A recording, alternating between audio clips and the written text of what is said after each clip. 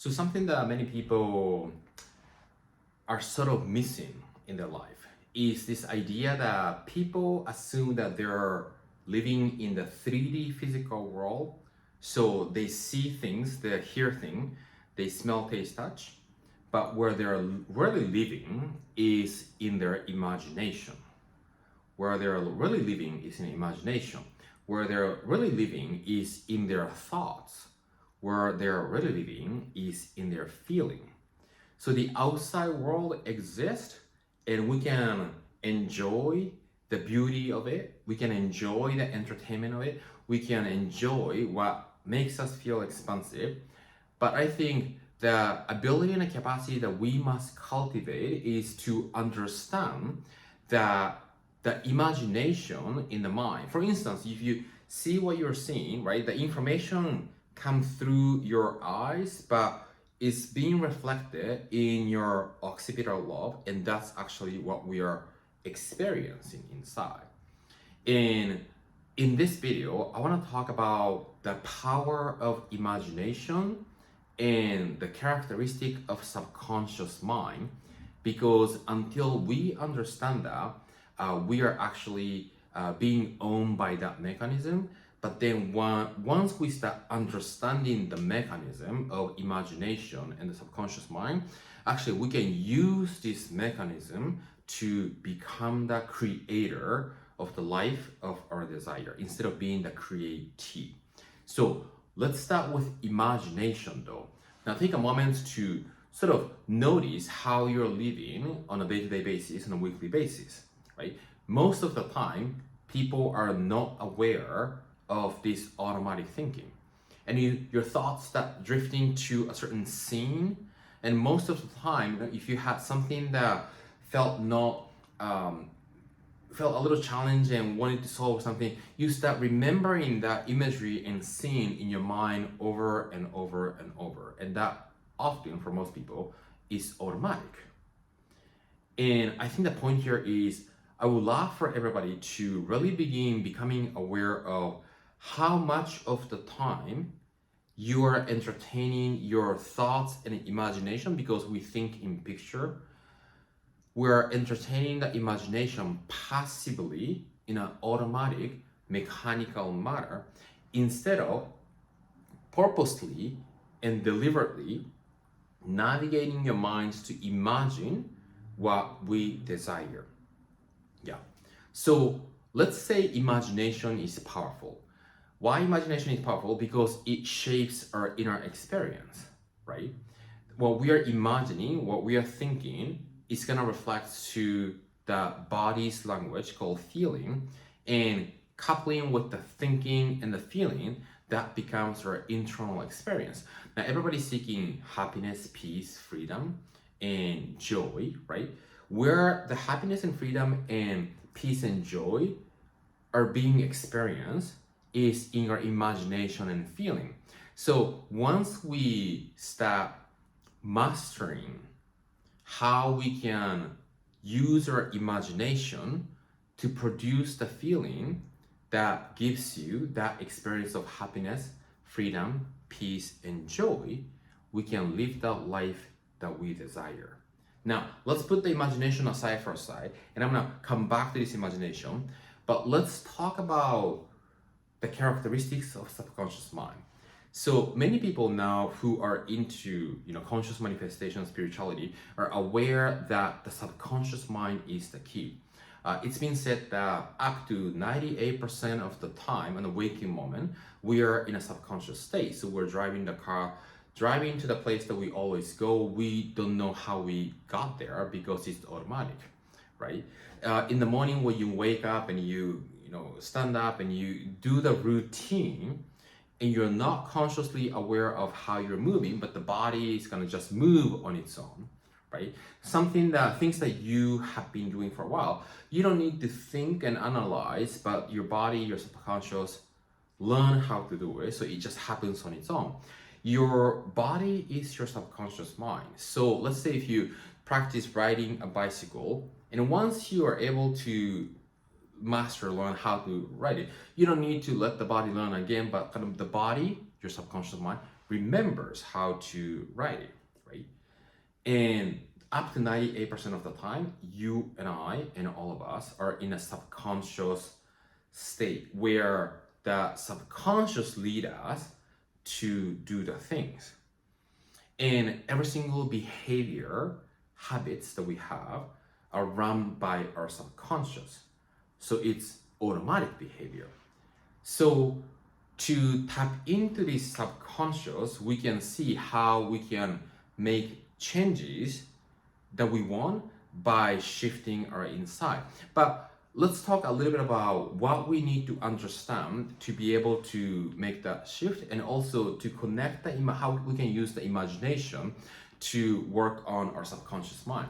Now, first is your subconscious mind, number one, doesn't know the difference between your outside world that you perceive through your vision versus your imagination that you create closing your eyes. So let's say if you let's just kind of pay attention to what you're currently seeing right now. It might be myself, or it could be you're just listening to when you're in front of something, right? And now your outside world is entering through your eyes to create your thoughts, create your imagery, and create your feeling, because the imagery is going to produce the feeling in your body. Now, close your eyes and imagine exactly what you just saw through your vision. And because you just saw it, it's relatively easier to kind of remember, imagine the color, the shape, the feeling of the environment. Now, you close your eyes, but your brain, your body, your subconscious mind doesn't know that you did it. So it just take on the experience based on what you imagine it. So what that really means is that, let's say if you see it on the outside, but if you choose to override that and imagine something else, your subconscious mind, the feeling body, is gonna begin energizing and vibrating at the molecular level based on what you're imagining. That's why when we speak of the law of attraction or conscious manifestation, we think of imagine that. I don't really like the term future, because many people assume that future is later. And when you say future, it almost assuming that it's not right here. But the desired outcome that you're wanting, you wanna imagine that as if it's happening right now, right? So when you begin imagining, let's say if you have something, a goal, something that you wanna accomplish that hasn't yet manifested in the physical life, right? And let's say if you're maybe targeting that to happen in 6 to a year now, right? It could be some health, relationships, some works related stuff, or some peace of mind, whatever, right? And you go there through your imagination, and when you begin practicing that over and over and over, to feel that imagination as many times as you remember, that is different from the physical world experience, but because you believe in the power of imagination, because you understand the characteristic of the subconscious mind, because your subconscious mind cannot tell the difference between what's out there as a real 3D event and your 4D imagination inside. And when you alter the vibration in your body, because every single happening happens based on the energetic resonance, your outside situation will be shifted based on how you're vibrating inside. You can use the power of imagination to override the existing 3D circumstance and begin drawing upon this is what attracting means, right? Attracting, pulling in towards you how you're energetically vibrating based on the imagination. Now, when we do this practice though, we must be consistent, and we must imagine until that imagination of the desired fulfillment becomes louder and more clear than the existing 3D world. You almost needs to feel like you almost forgot that you didn't have it just yet, but you felt like you already had it because you are in the imagination and a feeling long and intense enough. Long and consistent and intense enough is the key. Long is a certain period of time, and intensity is the feeling and emotion that you feel, right? And then consistency, because these three things is gonna allow you to feel natural, experiencing that energy that overrides the outside surrounding frequency. Yeah. And then I did say that one of the traits of the subconscious mind is that the subconscious doesn't know the difference between the outside and the imagination. But I feel like in the process of explaining, I kind of mentioned the other traits. So your subconscious mind is gonna change its frequency, and things will be attracted towards you. Yeah. And your subconscious mind cannot hear the term not, right? So if I tell you right now, don't think about the dog, you just thought about the dog. It's just like that, right? So we never want to focus on what we don't want, but we only want to focus on what we do want and begin removing all the negative sentence and begin going to the imagination and the feeling experience of the things that you desire as if you are there right now. And your subconscious mind is your body. Another trait of your subconscious mind is that the subconscious mind and the body only experience the now. The idea of the past, future is in the mind. We conceptualize and identify something as a future, and then we conceptualize and identify something as a past. But when the past happened, it happened in the present moment. When the future happens, it happens in the present moment. So your body only knows the present moment. So your mind might think that, oh, this is a desire that I want in the future. And then the mind might think that it's not in the outside world, an event, as part of my environment. But the body doesn't know that. Your subconscious mind doesn't know that, because your mind, your subconscious mind and the body cannot comprehend what future is. This is very interesting, right? Let me say this again. Your subconscious mind and the body cannot comprehend what future or past is.